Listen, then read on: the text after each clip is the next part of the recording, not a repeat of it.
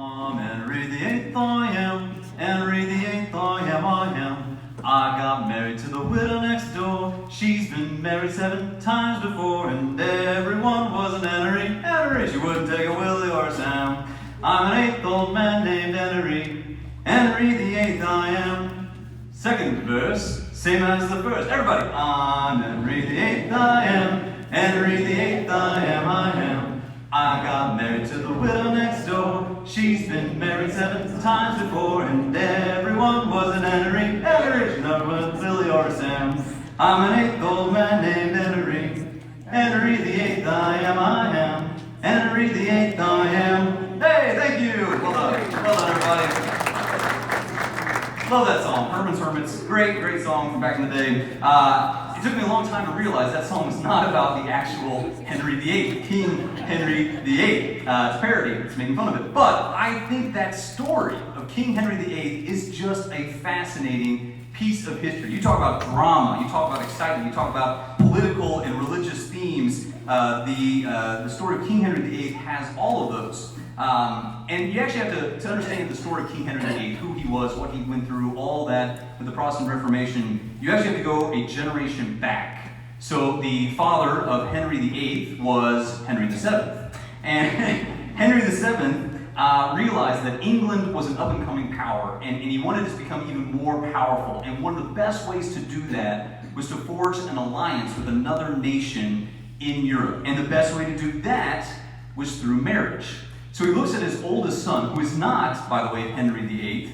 It is another prince, Prince Arthur, which I think is awesome that there's Prince Arthur of England. He would have been King Arthur. But Prince Arthur is the oldest son, and he scours across Europe and finds a girl for him to marry. And she is the daughter of King Ferdinand and Queen Isabella of Spain. Yes, the same king and queen that sent Columbus to discover the New World, right? So it's their daughter, Catherine of Aragon. And he sets up this marriage between Catherine of Aragon of Spain with his son, Prince Arthur of England, trying to unite these two nations together in a very strong alliance against their common enemy, France. So this is all going fine, this is all great, the marriage is set up. Prince Arthur is married to Catherine of Aragon when he is all but 15 years old. And then 6 months later, he dies. And it's still very unclear to history what exactly happened that caused his death, but regardless, he died. He was not going to be the king anymore. He wasn't in line to the throne. Now, this was a problem for Henry VII because he still wanted this alliance to happen, right? He still wanted to be somehow connected to Spain. Plus, Catherine of Aragon, her uncle, she was the niece of Charles V, who was the emperor of the Holy Roman Empire. So she's very connected. You know, she's a very important person to have in your family. So the problem was there was a law, a canon law, church law, that says that you could not marry your brother's wife, right? And so he wanted his son, his other son, Henry VIII, to marry Catherine of Aragon, but he knew that this law existed and that he couldn't marry Henry VIII to his brother's wife. So he petitions to Rome. He writes a letter to Rome and he asks, can we get a dispensation for this wedding so that they can be free, Catherine of Aragon can be free to marry my other son, Henry, who is going to be king someday. So he writes to the Pope and he says, can you do me a solid, can you do me a royal favor and grant this petition? And the Pope, he examines the case, he looks at all the circumstances therein, and he says, yeah, I think we can totally do that. You know, we can grant dispensation from this law just because of the circumstances of what happened, and we can say she is free to marry Henry VIII. So they draw up the paperwork, it's all legal, it's all fine, it's all lawful. And so, sure enough, Henry VIII gets married to Catherine of Aragon, locking in that alliance that Henry VII wanted. Well, Henry VII eventually dies. Henry VIII assumes the throne, and he is the King of England with his wife, Catherine of Aragon. And for a while there, things were going great, right? So Henry VIII, he was a very devout Catholic.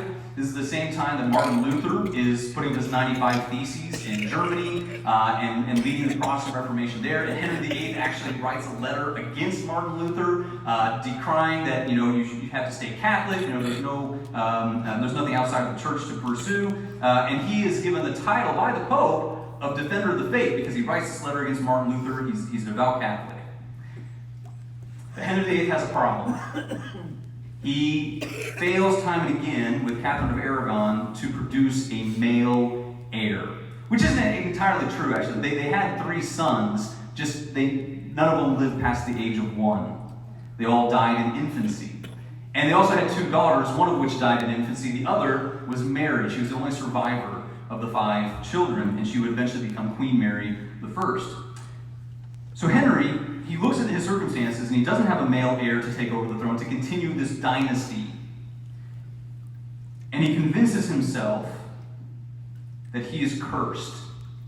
That God has cursed him because he broke the law. He married his brother's wife. Even though the Pope gave a dispensation, he honestly believed that he had broken a law. He went to Leviticus in Scripture, which very clearly states that you cannot marry your brother's wife. He brings this forward. He says, this is why we're not having sons.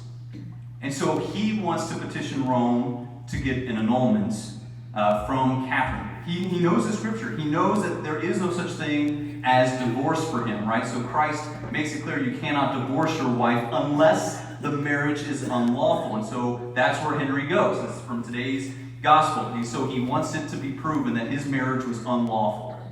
So he petitions Rome. He petitions to Pope Clement VII and says, can you do me a solid? Can you do me a royal favor? Can you grant me an annulment from Catherine of Aragon so that I can marry my new girlfriend, Anne Boleyn?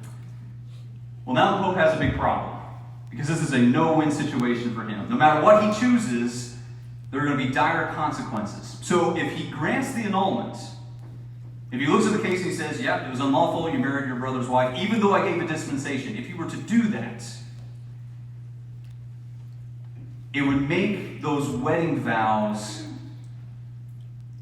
less weighty. They wouldn't have as much importance or value. Why? Because it was a lawful marriage. The Pope granted the dispensation, like everything was in place that needed to be for that marriage to take place. And so the vows are solid. And if he was to grant that annulment, he would basically be saying those vows, well, they don't really mean that much anymore. They're not as binding as we thought they were. And this would have repercussions across not just England, but across the entire world. What does this mean then for marriage vows? So that was one option the Pope had, to diminish the importance of wedding vows.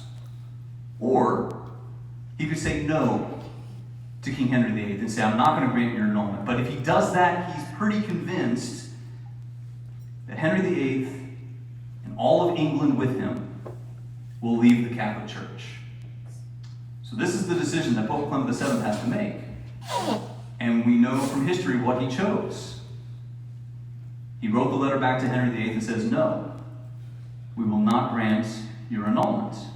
Now this is a very profound thing, because what it's saying, and it echoes down to the modern age, what Clement VII said in that decision was, we as Catholics hold these vows to be so important and so good and so necessary for society that we as Catholics, we would rather lose an entire country of Catholics. We'd rather lose an entire nation from Catholicism rather than diminish even to the slightest degree what these vows mean to us. Now that is a bold claim, but a good one, the right one. And we hold that even to today. Now, I recognize in the modern age, marriage can be very, very messy, and it often leads where we never thought it would, and it sometimes does end with divorce. And I want to talk to the fact that what Henry VIII did is still available to us, getting an annulment, which is what Christ speaks to us. He doesn't teach about divorce. He says that that's really not an option for us because those vows are for life. But if we can prove that the marriage was unlawful, then there can be a separation. And so the church still offers that service of granting annulments. The problem is most people don't pursue them because they have all this misinformation about what an annulment is. They have all these myths and rumors, some of which even come from the days of Henry VIII, that they still believe to this day. So I want to speak to that because I think this is a very important topic, and I do think that it's good to clear the air. What is an annulment and what does it look like? So there are 10 myths that I have personally come across in my own dealings with folk who seek an annulment or don't seek one for these reasons. So the very first myth, the very first one, is that most people think of annulments as being a Catholic divorce, right? It is not. We hold that divorce is something completely civil and legal. It has nothing to do with our faith. We don't believe in divorce. We don't believe it has any binding qualities for the faithful. And so it's not a Catholic divorce because a legal divorce, is a termination of a marriage contract. It's saying that contract no longer applies. And that's not what an annulment is. An annulment goes back to the original vows. And it does an exploratory process of investigation. Was there something missing? Was there something that was lacking when those vows were said that would make them unsacramental? The sacrament of marriage really didn't take place all the way back then. And if we can prove that, then we can say a sacrament didn't take place, therefore you're no longer bound to one another as the sacrament dictates. So it's not a divorce, it's not the same thing as terminating a contract, it goes deeper than that.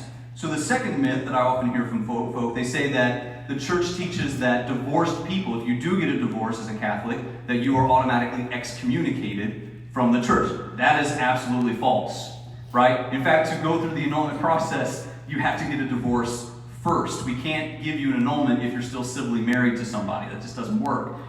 So I've even recommended to folk to get a divorce before, just because of the dangerous situation at home and what was going on between them. It was more expedient for them to be separated than to remain together. So divorce has no bearing on your status as a Catholic. It cannot excommunicate you or deny you being a Catholic, right? It has no bearing on that whatsoever. Divorce is not a sin. I get that a lot too. People think that it's a sin to have a divorce. That is also not true. Divorce has no bearing on that. The third myth that most people bring forward is they say, I don't want to go through the annulment process because it's expensive. It takes a lot of money. It's financially difficult to have an annulment. In the Archdiocese of Indianapolis, where we're at, that is completely false because it is free. There is zero cost or fees associated with annulments. It's like the TurboTax commercials. It's free. Completely free. There is absolutely no cost, so that cannot be an excuse. Myth number 4 is that annulments take a long time. This used to be the case. It used to take a very, very long time to go through the whole process. But we have recognized the need in our community and around the world for annulments to be streamlined. And so now, it's really on average about 9 to 18 months. So we're not even talking years. We're not even talking like 2, 3, 5, 10 years. We're talking months. And if it's an easier case, a more explicit case, the bishop can speed that up to be 6 months. And then if it's an incredibly simple case, you can even bring it by the parish office, and I can grant that. Right? If it's a very cut and dry, easy process, even the parish priest can do that. Okay, so we're talking from like the snap of a finger, 0 time, to maybe 9 to 18 months. So not a super long, involved process as most people think it is. All right, so myth number 5 is that you have to be Catholic to get a divorce, or to get an annulment, that you need to be Catholic to get an annulment. That is also not true. So for our Protestant brothers and sisters, we recognize their marriages as being valid, right? Like we recognize that when they get married in their church, it is a valid sacramental marriage, and we recognize that. Which means that for them, they're in the same boat as Catholics. If ever they wanted to separate from their spouse and have that marriage annulled, they can go through the process just like anybody else can, because it's the exact same thing we're dealing with. Is there a sacrament that has taken place? Now, what I get is a lot of people think, well, I have to become Catholic first before I can get an annulment. That is not true. You can remain a Protestant and still go through the annulment process. So that should not be an excuse to avoid going through the annulment process. Myth number 6 is that annulment means that the marriage never took place. Right? So this is a big one with people that they're like, Father, I get what an annulment does. It goes back, it says that the sacrament never happened. But in those early days, I really did love my spouse. And those were happy days, and we lived a married life together. And that was real for me. I would hate to go back in time and say that all that was fake. That all that was without meaning, or that we were doing something wrong in that whole thing. And we always come back with that and say, you're right. An annulment does go back and say that the sacrament did not take place. But we in no way can go back in time and erase your memories. Or go back in time and say that a civil marriage wasn't there. Or that those emotions weren't real. Or that you lived on an intelligent level in a married life. Like, we're not going to go back in time and say that. Like, that was real. What you were living actually happened. And we can't deny that, we can't take that away, but we can talk about the sacramentality of it. Did a sacrament take place, that those vows are there in binding? We can talk about that. But the years that you lived together, we're not even going to touch that. Because it did happen, and you did live a married life. In no way are we going to minimize that.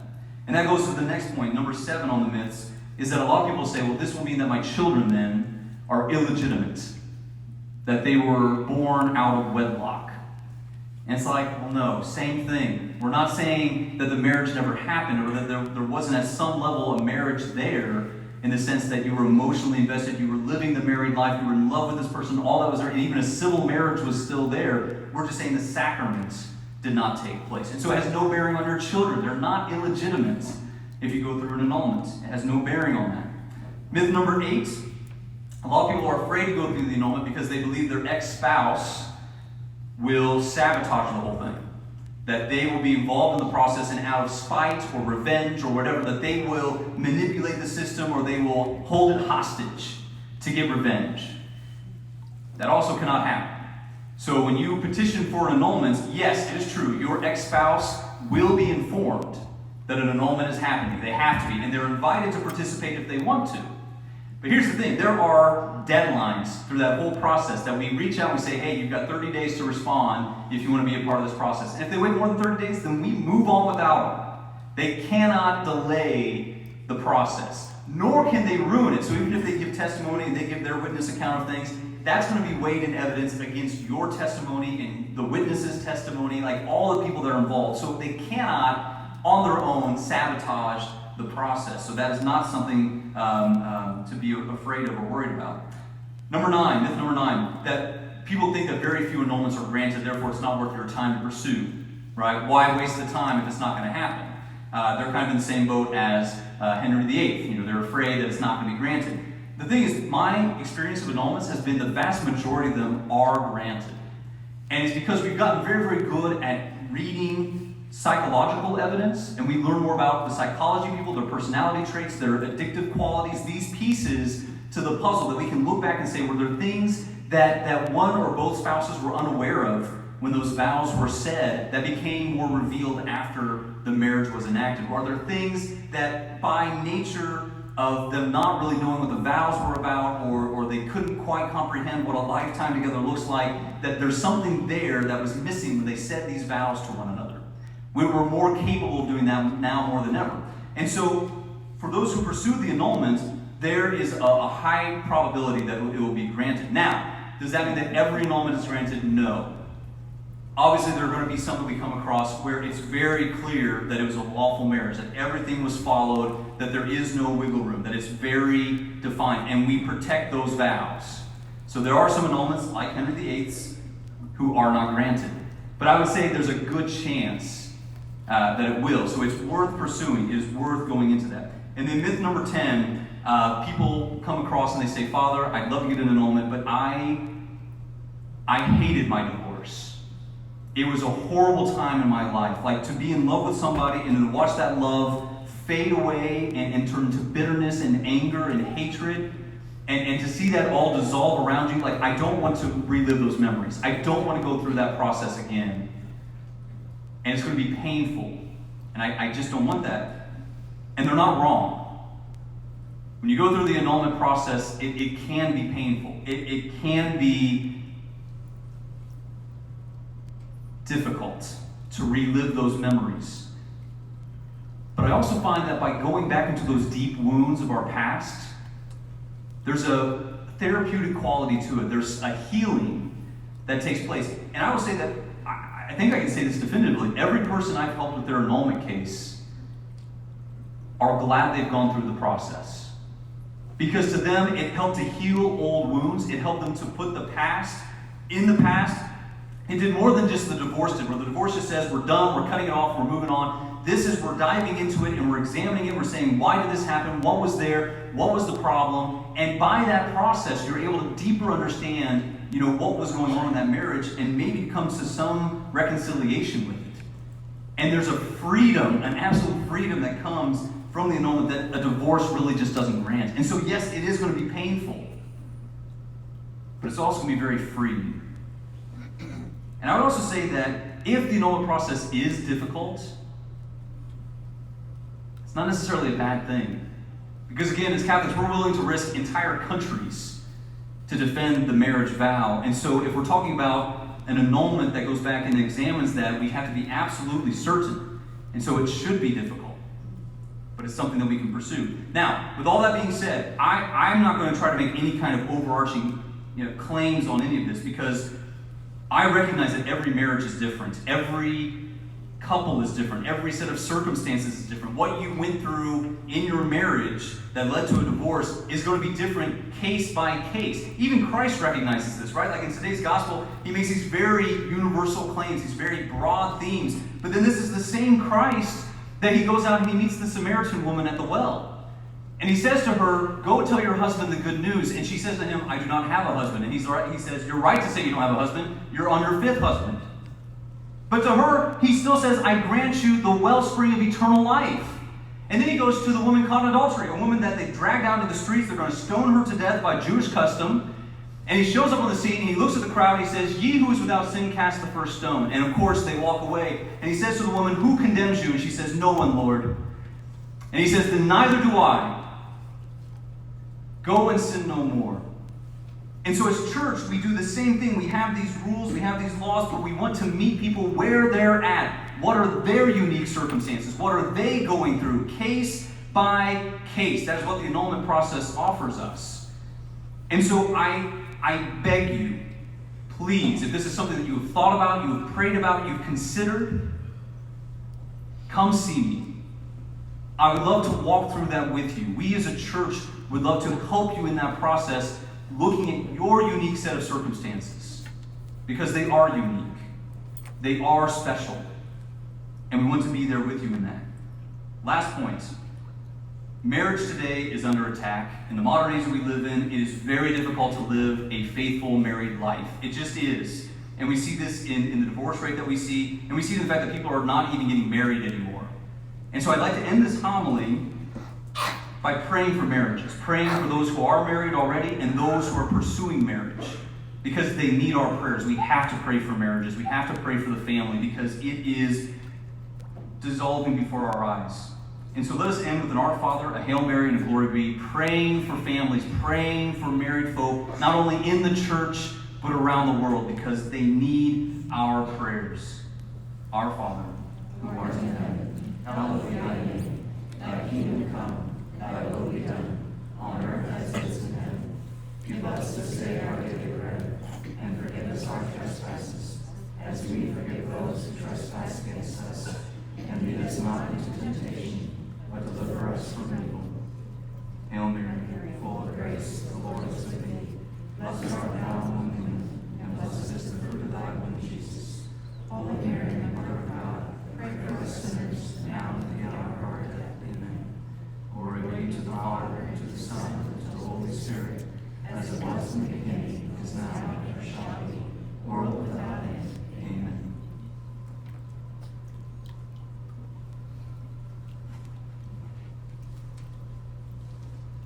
Let's now stand.